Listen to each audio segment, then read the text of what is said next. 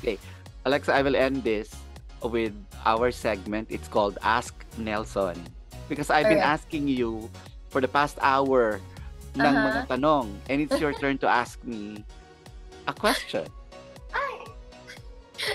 Okay, Kuya Nelson, what is one advice that you would give anyone who wants to be in our industry? May it be in front of the camera or behind the camera?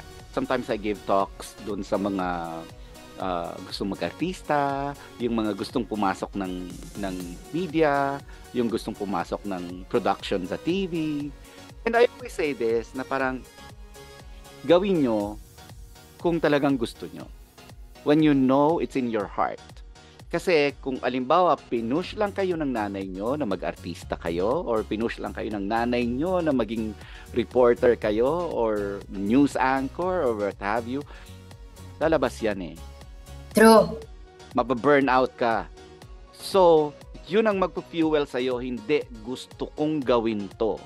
And if makahanap ka ng trabaho na hindi mo iniisip kung sinusweldohan ka, at bonus na lang kung sinweldohan ka, that's the job for you. That's true. I'm telling you, Alexa, nagsimula ako as a media practitioner at sumusweldo ako ng napakaliit na hindi ko alam paano ko mapapagkasya. Pambayad pa lang ng kuryente, kulang na. Nadaanan ko lahat yun. Pero I'm still here. Na ngayon, kahit feeling ko nga, kahit hindi ako pasweldohin, I'd still do the same thing. Because this is what I do. This is what my being is meant to do. Ito yung gusto kong gawin. Nag-ready ka. Gusto kong every time, gusto kong nagkukwento kasi.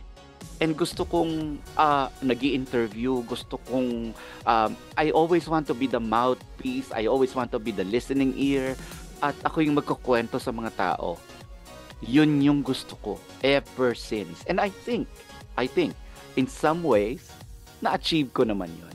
Oo naman. You're one of the biggest voices in the Philippines. And we adore Hindi naman.